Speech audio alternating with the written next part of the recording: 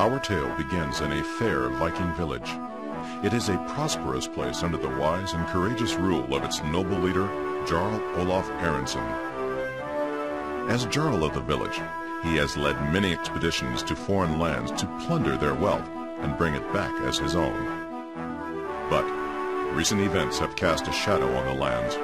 A rival has established a fort near the province of Jarl Olaf and has begun to raid the communities Olaf has sworn to protect. The rival must be vanquished. A force must be sent to eliminate the intruder. The tallest oaks are felled to build the mighty ships, and the strongest men of the village are chosen, hand-picked by Olaf himself. Finally, the day comes to set sail for victory. On the following dawn, the ships are loaded with supplies and weapons for the great battle to come. The men bid farewell to their families. Left to guard the village, you, the Jarl's young heir, watch as the ships sail forth into the mouth of the enemy. The journey is short. The eager men arriving at their destination prepare to attack the interloper's fortress. The defenses of the fort are strong and not quick to surrender. Many brave men fall in battle, and in one tragic moment, Jarl Olaf Aronson is slain. Without the Jarl, the remaining warriors must retreat to their ships and begin the sad journey home. Thus ends the saga of the noble Jarl Olaf Aronson. As his only surviving heir, you are now the Jarl. It is vital for you to finish what your father began and to rid your new lands of the danger.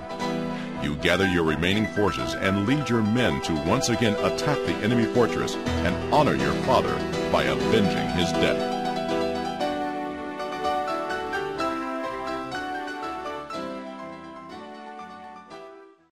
Your weapons are now blooded.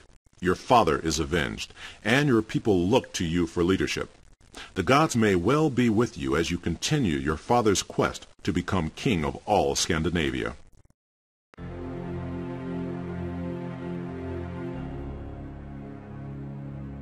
You've seen more comings and goings and heard more noise at some gravesites than at this tavern. The serving wench snorts loudly and then teases that she has heard that the prowess of a Viking is shown in his horns. She wonders if they were talking of their helmets and asks what she can do for you. With a deep sigh of contentment, the serving wench observes that she thought it was just the Irish that had the gift of words, but you, she says, are truly a bard. She adds that it makes her weak just listening to your voice. The young lady thinks for a moment. She nods quickly and reports that she had a young man in last night from another city. While in his cups, he had plenty to say of his homeland, including the number of soldiers there. There was little he could say about their armor, as it was all quite average rage, according to him. The weapons they had to fight with were just average by his description. He merely shrugged when I inquired as to the fortifications. Average, I would say. Taking a deep breath, she smiles and finishes, adding that she hopes that the information will help you. With that, she returns to work.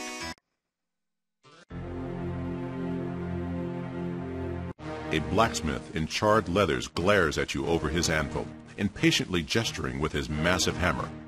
Before you can even greet him, he launches into a tirade about his wife, her chronic complaints, and the bizarre steps undertaken by the rune woman in her treatment. Stopping in mid-sentence, he inquires about your business. With barely disguised disdain for your current weaponry, the smith agrees to sell you higher quality replacements for a nominal fee. The blacksmith stands, hammer in hand, trying to patiently await your next topic of discussion.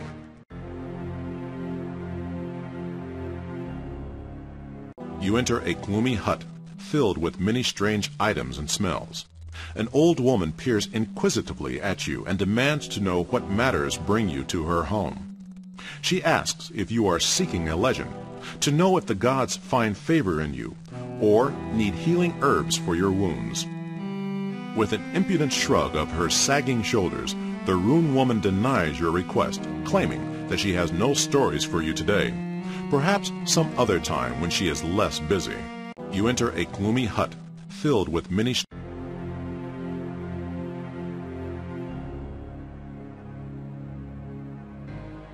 Your master-at-arms stands near you and comments on the activities of the day. He remarks that there are many things which require your attention, some mundane and others interesting. He then asks what you wish to do.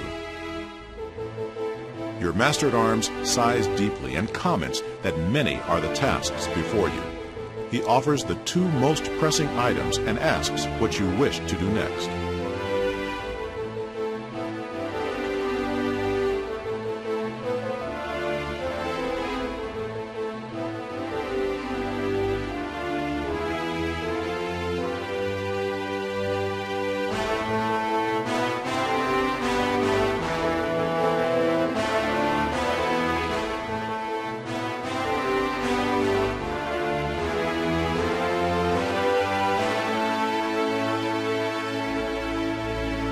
Your master-at-arms sighs deeply and comments that many are the tasks before you. He offers the two. Without major fanfare, a visitor arrives. Turning to your master-at-arms for information, you learn who the person is and that your lands have been in a state of neutrality toward each other of late. You must decide whether to receive him.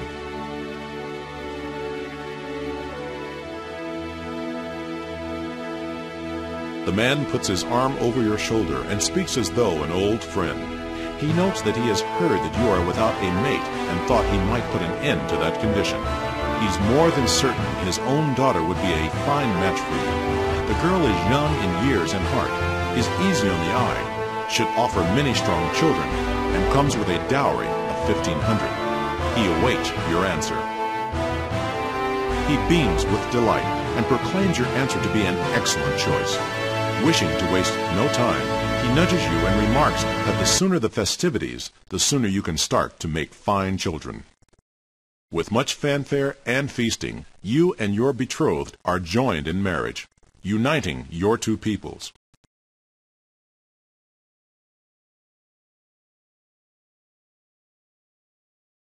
Your master-at-arms reports that he has just learned of an attack on a city.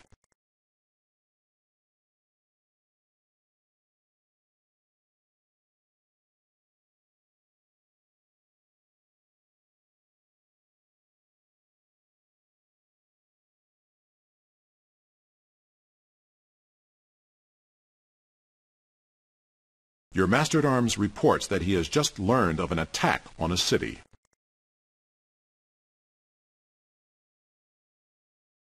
Your master-at-arms sighs deeply and comments that many are the tasks.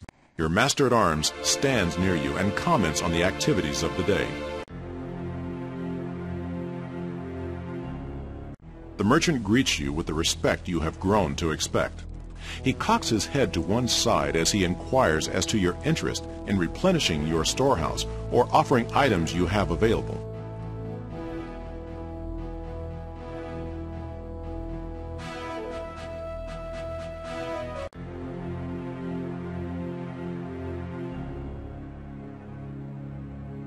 You hear the blacksmith mumbling about cursed dice as you draw near. Looking up at you mournfully, he mentions losing miserably to your men while throwing the bones, agreeing that your current... The blacksmith stands, hammer.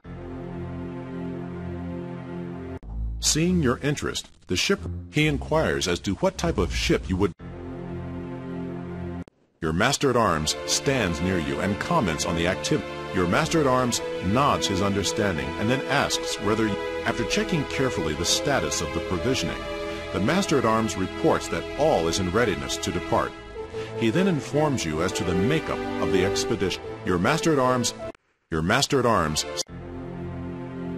Seeing, he inquires as to... He considers his notes, and the master-at-arms approaches you and announces in a soft voice that, unfortunately, your coffers cannot handle the drain.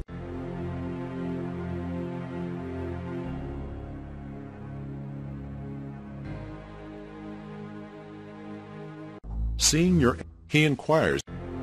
Your master-at-arms... After checking...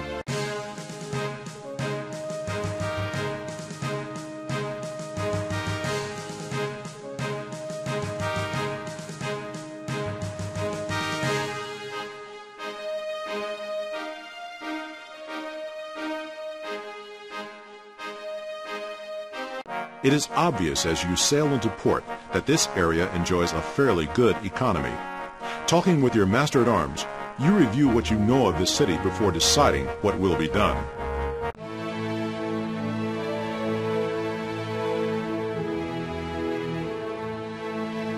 As you walk through the doorway to the shop, the merchant shrugs his shoulders apologetically and says that they are currently experiencing less than desirable conditions.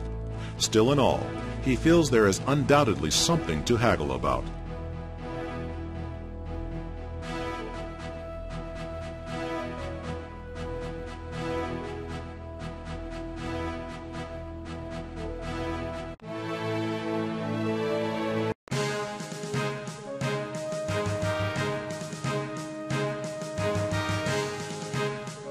Your master-at-arms reports that he has just learned of an attack. The lookout cries that a sail has been spotted in the distance. Making for her, you soon discover a single merchanter attempting to flee. You must decide your actions.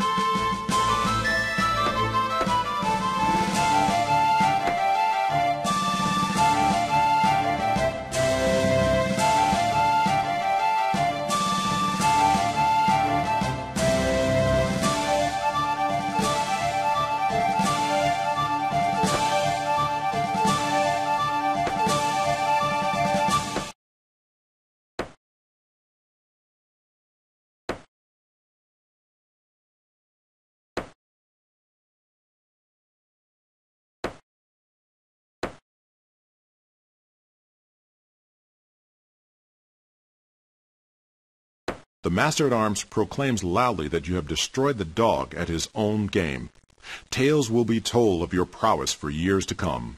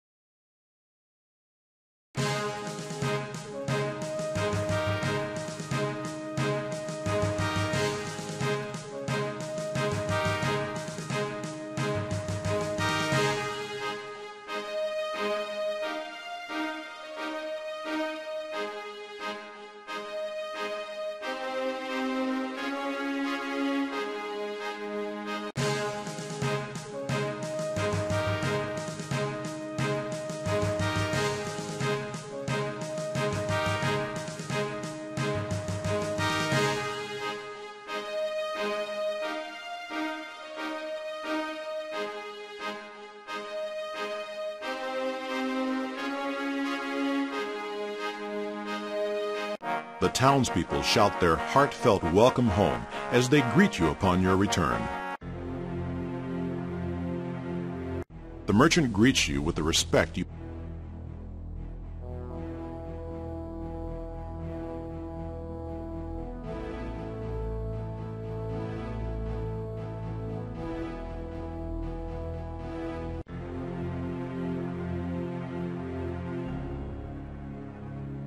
As you approach, the blacksmith halts his efforts.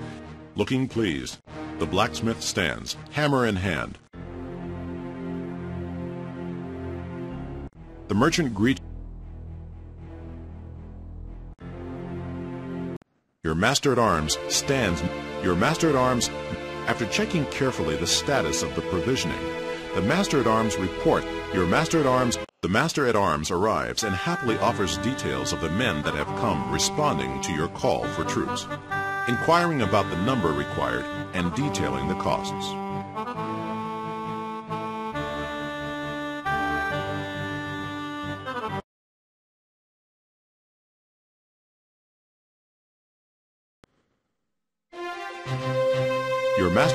Your master-at-arms stands near you, and your master-at-arms sighs deeply and comments that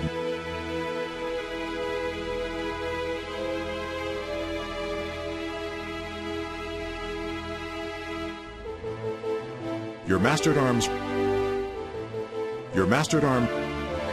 word arrives that your wife is great with child.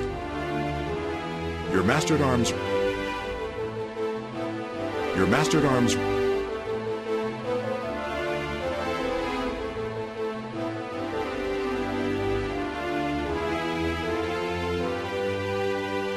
Your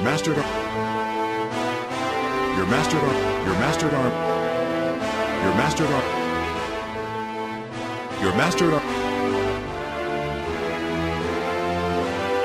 taken by surprise again this year, you are greeted by your master-at-arms and closest advisors, wishing you a happy birthday.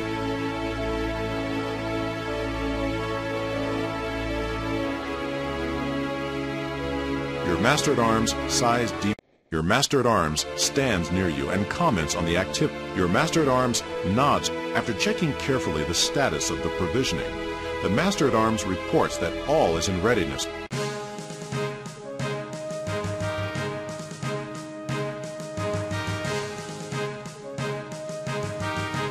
You are informed of the birth of a healthy new daughter.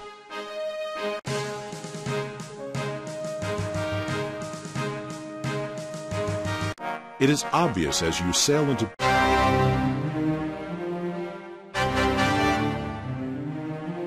the merchant gives pleasant greeting.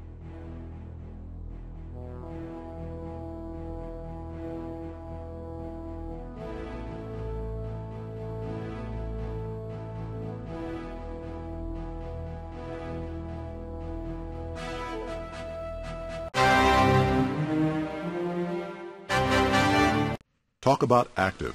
This tavern is nearly as busy as a one-armed juggler. The tavern keeper nods at you and asks in a respectful and pleasant tone what your pleasures might be on this fine day.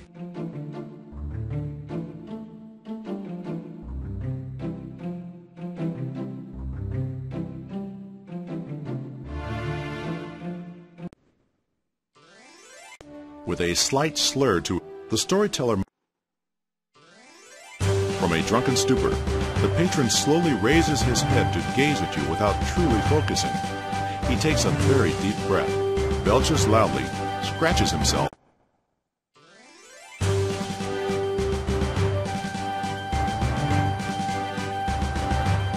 The tavern keeper spends a moment or two with you and then returns. A blacksmith in charred leather. With an odd mixture of respect and the blacksmith stands, with a nod. The blacksmith.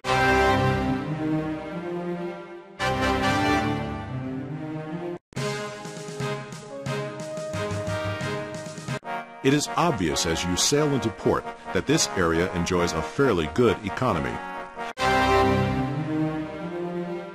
Talk about active. This tavern is nearly as busy as The drunken patron gazes up at you over a horn of highly fermented fruit wine and hiccups before turning back to his cups.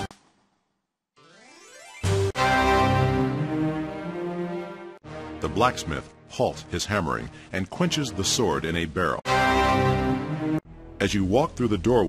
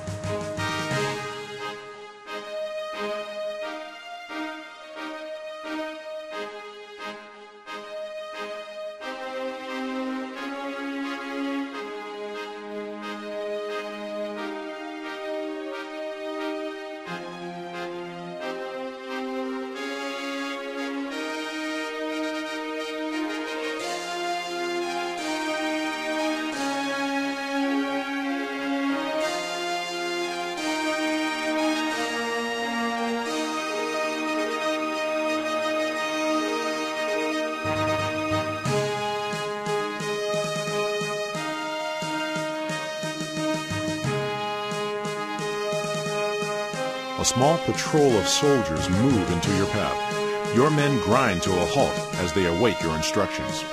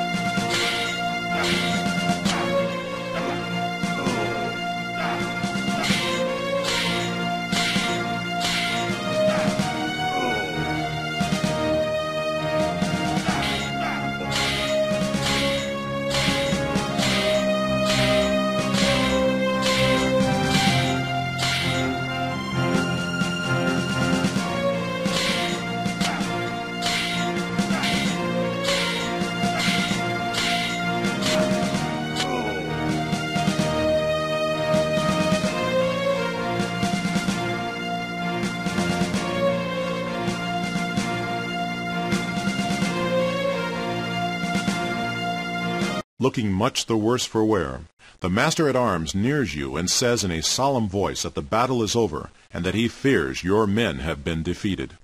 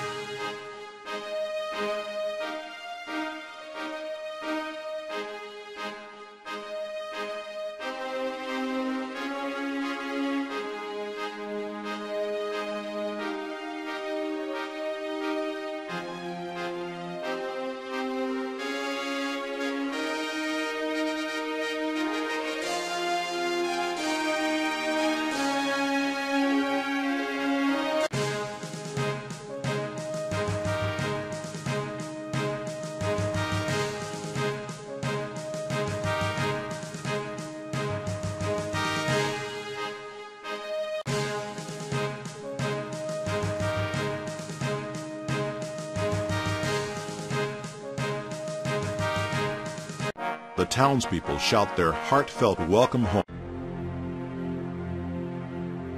You enter a gloomy hut, filled with cackling as usual. She points an accusing finger at you as she observes that you aren't. You enter a gloomy hut. Cackling loudly and sporting a toothless smile, the old hag reports that the future looks promising. If you are to travel, today would make a fine start. You enter a gloomy with an impudent shrug of her sagging shoulder. You enter a gloomy.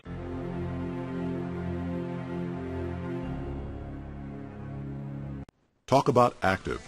Tears rolling down his reddened face, the patron blows his nose on his woolen sleeve and whines for you to sit with him. As you move past, he continues his obviously traumatic discussion of his wife's infidelities. With a slight slur to his word, commenting that you've made a wise decision indeed.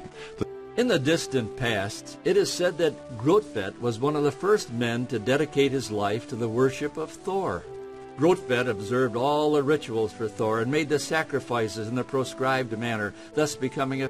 The storyteller ends his legend with the information that the map for the item he just told of can be obtained from the tavern patron near the wall. The patron brusquely suggests that he'll part with the map for only 5 pieces of silver.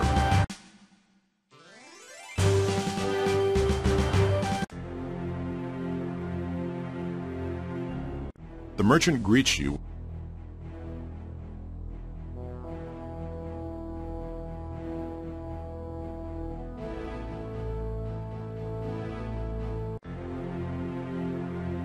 Your master-at-arms size.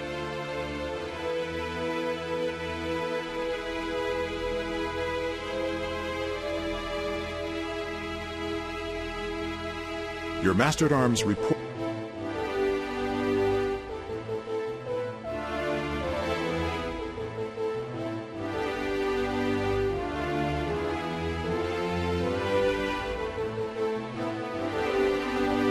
Word arrives that your wife is great with child. Your master-at-arms report.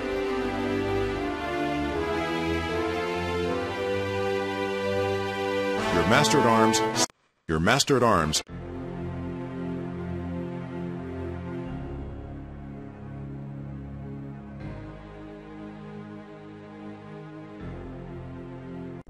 He inquires as to what type of ship you would be considering. He considers his notes and studies his... He considers his notes and studies...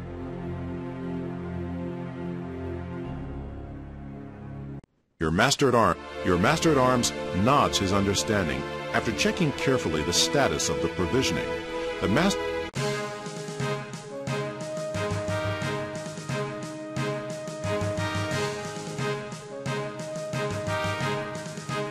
It is obvious as you sail into port that this...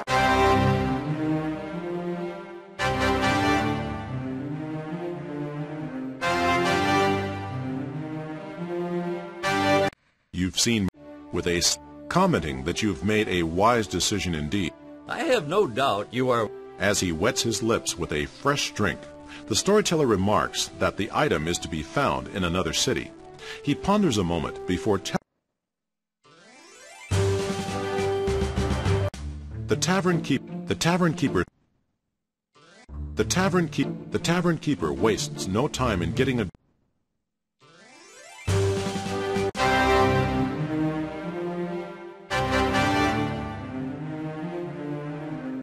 blacksmith in charred leathers glares at you over his anvil. As you walk through the door,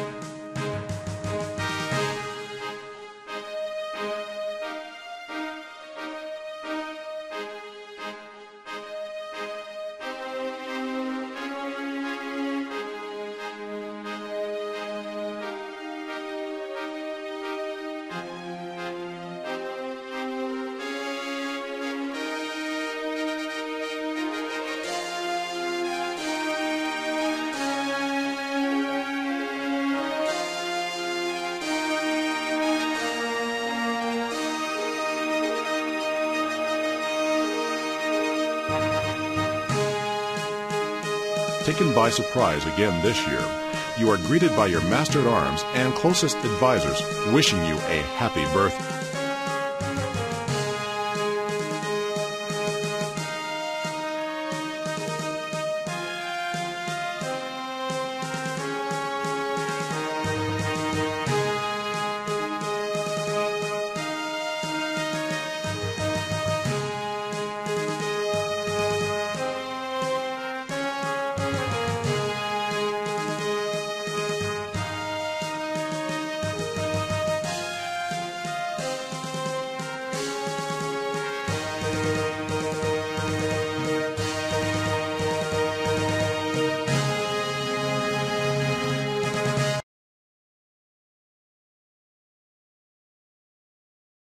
Approaching at a fair clip.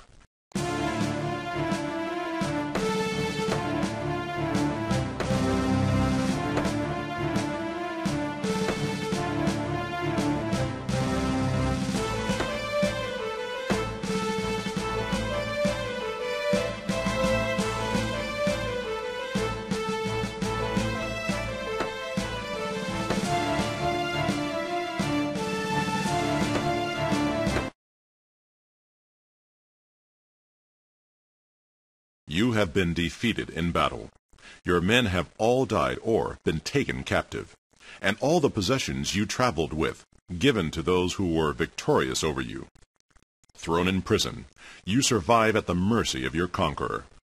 This day you have learned that it takes far more than bravery and bravado to defeat your foes.